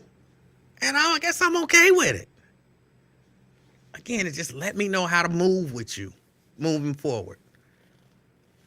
But if you notice anything, because most of the time, I don't mean to offend anyone. And even like today, I apologize. Like, look, if I hurt you, I apologize. It was not my intent to hurt you. Because it's not. That's very rarely ever my intent. Very rarely is that ever my intent.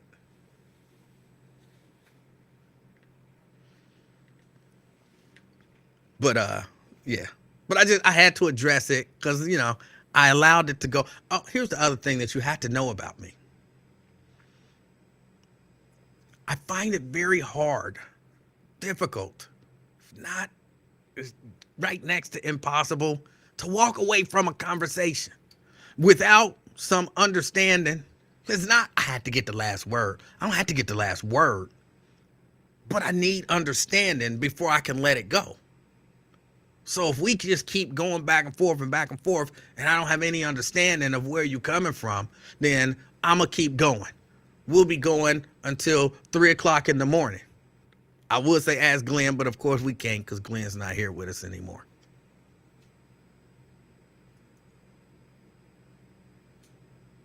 We went back and forth online one night. I want to say it was 3, 4 o'clock in the morning or something like that. Like 3, 4 o'clock in the morning. And it wasn't that I had to get the last word. And I had to get some understanding.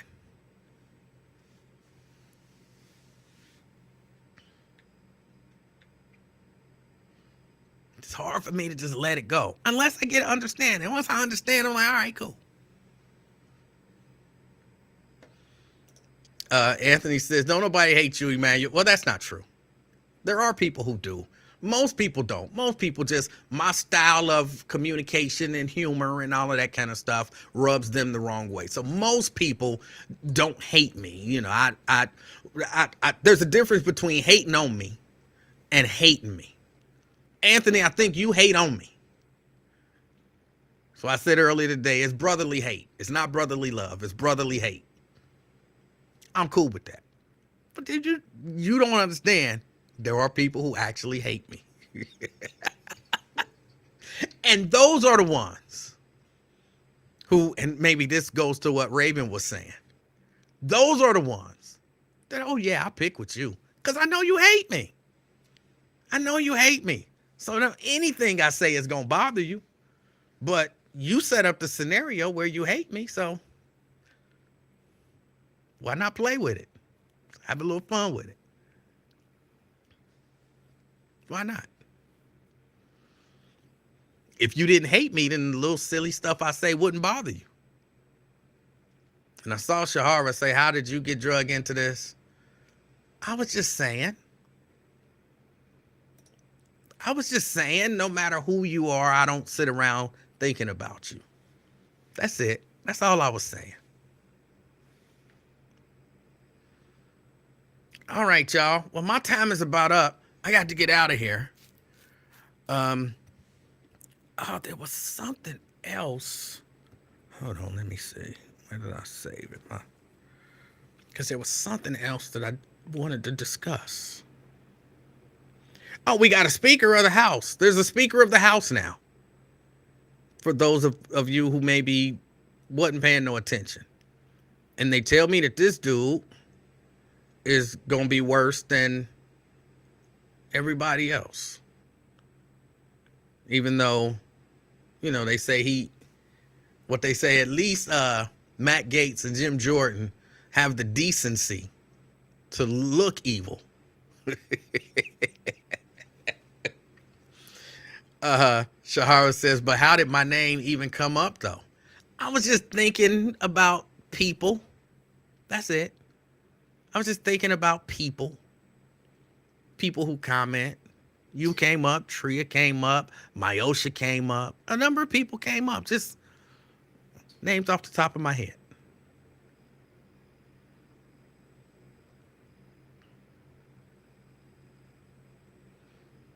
That's it. I know you're a Lincoln girl. You know what I'm saying? I know it. I'm all right with that. I've come to terms with it. Let me see.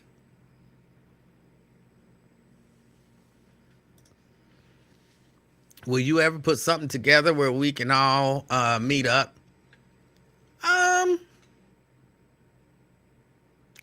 Is that something that y'all would be interested in?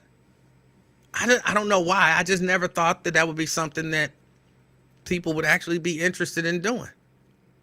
But I got a sister-in-law who loved putting stuff together. So yeah, she would definitely take the lead on that if that was something that y'all were actually interested in doing. Yeah.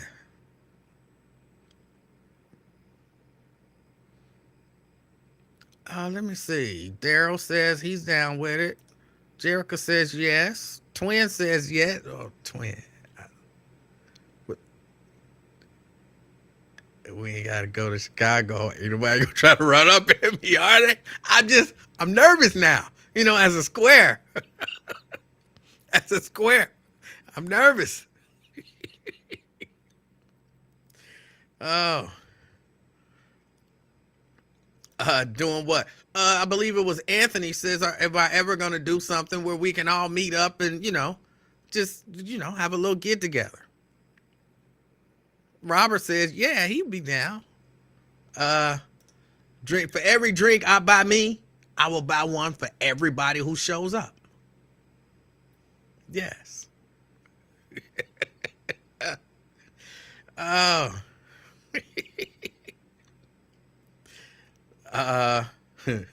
Ross says as long as boxing gloves are there. Nah, ain't gonna be no fighting or nothing like that. All differences. I can't really say. Well, on here, other than Jack, I don't really have no whole lot of people, of the other persuasion who might be trying to cause trouble. Them Hofbrau house dudes, they be they be acting wild. All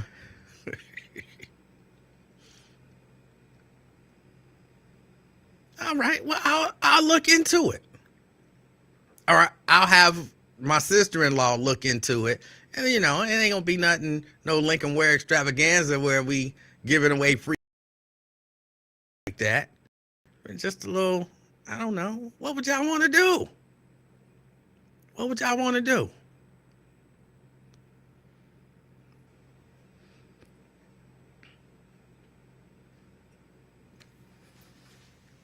I was gonna say, we could all get together. I don't want to just.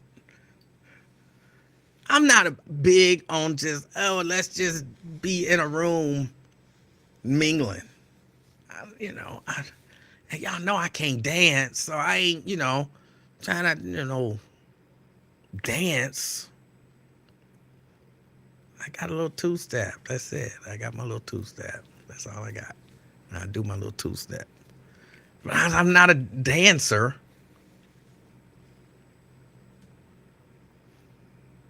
What? What? Twin? I don't know. What the hell? What? What?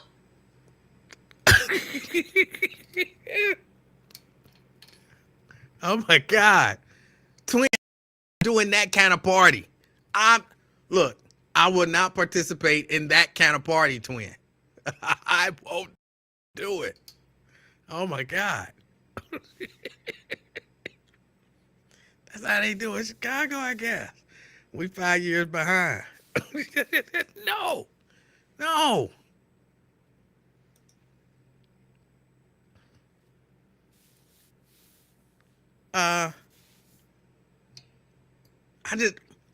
Here's what I can do, Twin. No, I don't even,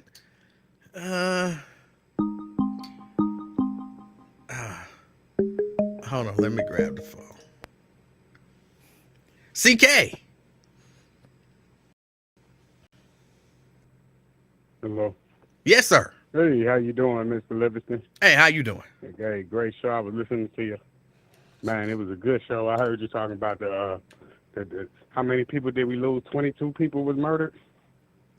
Oh, I don't remember exactly. The first number I saw was like 22. Then the second number, I guess they went down to like 15. I don't know 18. what it is now. Yeah. Now that's great medical, science, because you drop down from 5 to 6 victims. That's good medical attention, I guess. Up in Maine. Oh. Because I didn't think they could pull it off. Hello? What do you mean you didn't think they could pull it off? I didn't think they could bring all those people back because it was 22 initially. Then it dropped down like 7 people.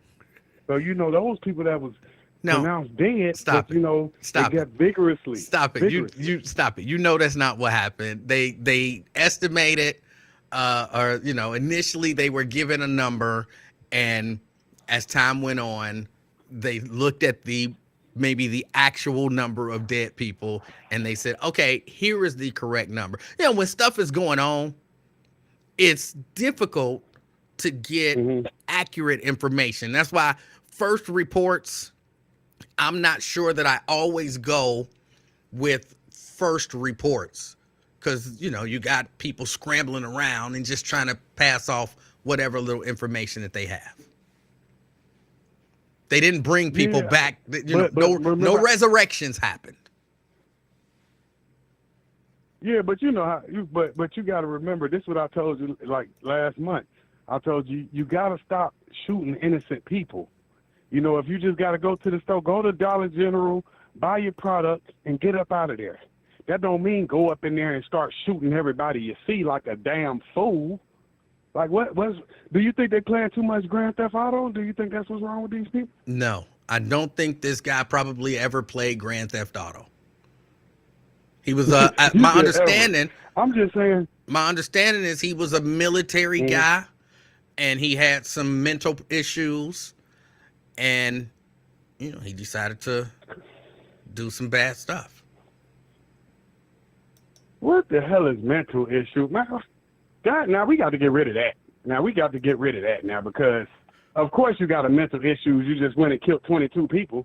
What you supposed to be? Well, oh no, you don't have. I mean, Of course you got mental issues. Well, first, not necessarily, but secondly, if we're talking about a person who was, see, I don't want to necessarily give out bad information, but who had spent some time in a mental health facility.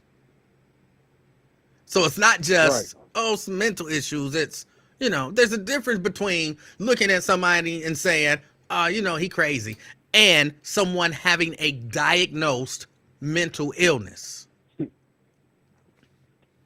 Because you know, if I did the same thing, you'd be like, damn, I knew CK was crazy, but I didn't know he was that damn crazy. Right, but that would be. You're not gonna be like, well, ain't nothing wrong with him. But that would be different than me saying you had some like real mental issues. I always knew CK was crazy, but I didn't know he was this crazy. It's different than you know he had been diagnosed as schizo, whatever. There was a term, I don't remember what it was, but as schizo, whatever. And there was an actual diagnosis, and you know you were maybe had been treated for it or something like that. Those are different. But it's cool. You could be crazy, you could be retarded, whatever you want to be, but don't hurt people. Now, if you hurt people, you have to be held accountable. Don't think your insanity is gonna get you off from murdering 22 people. That's where we got to stay. We can't put him back out here in the street because obviously the man is too dangerous. Now, you know what I mean?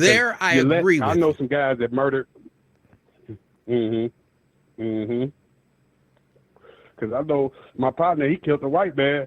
Well, he did about 4 years in the hospital, right back on the street, like it nothing good, with a little smirk on his face. I say, boy, I knew you wasn't crazy. You know what I mean? I'm not sure that white man. I'm not sure that I believe that. Believe what? What's wrong with you? I'm not sure that I believe what you just said. You don't believe that? No. You don't believe. What's hard to believe about that? You know that's what they do. They play crazy. Who was this partner? You get a psychological evaluation. Who was this partner? Huh? Who was this? We ain't but damn, we want to mess up somebody's name? How am I messing up? Hold on. Like that. The person. Wait. If the person actually murdered someone and spent 4 years in a mental facility because of it, there's a record of it. So it's not as if you're giving us some information that's not already public record. No, but then I'm identified. You put me in the mix. Like, how? Don't do that. How? That's your partner. You already know him, and you knew he wasn't crazy anyway. So how was that putting you in any mix? And he probably not listening to this little experiment. So what's his initials? Facebook, and that stuff gonna go straight around. Give me the initials. What's the initials? Oh man, what is it? You could just make some stuff What up is for it? that. R R something. His initials are I don't just know his R. last name, but look. He your partner, but you don't know his But look, last I'm name. just telling you. See, that's why I just No, honestly I I'm don't talking believe about I don't getting. believe your story this particular time. I think you made that up. So you never seen that? Yeah, So you must be a liar, because this is the second time in a row you told me you don't believe me. So you must go around telling people stuff you just don't. Because when I would never call you a liar. Because what reason do you have to lie to me? I didn't say you lying. I know you're telling the truth. I didn't say that you're lying. Huh? I didn't say you're a liar. Back on the streets. I just said I don't but believe that's what you. I'm trying to tell you, man. Okay. Yeah, but that's the game. You play crazy. You see it every day. They play crazy. Sometimes they get denied. Sometimes they get passed. Old white man back in the day went to that Bellevue place. He cut his wife's head off back in the day. He did about a few years in the hospital. He back on the streets. But that was in the 80s. Okay. It happens, though. You know it happens. I Yep. imagine it happens. But yeah, man, but just make sure you tell these kids, put the guns down. Put the no guns- violence. No violence. We on the Martin Luther King side of the game. All right. Yep. Hey, man, great show. I keep listening every day. All right, CK. Every day of my life till you get 1 million subscribers. All right, CK. I appreciate the call. And if you see Yes, R, sir. tell him I said hello. What's his initials? No, what's his initials? What is the man's initials? R.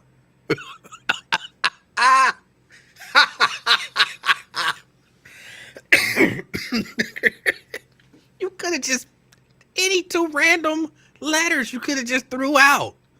All you could come up with was R.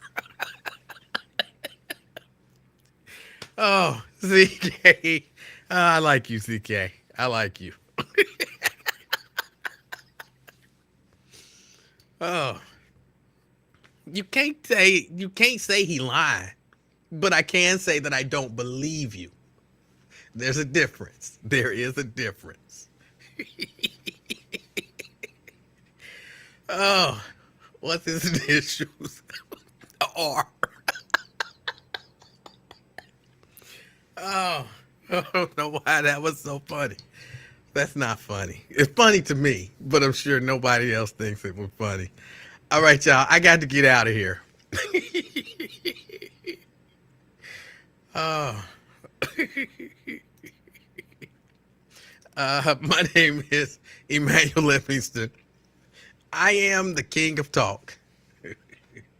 This has been the afternoon experiment.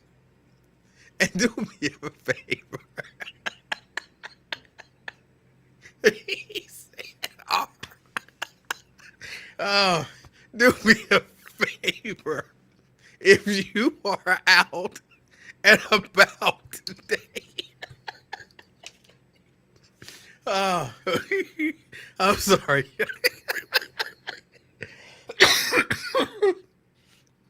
Oh, if you are out and about today, be the reason that somebody smiled.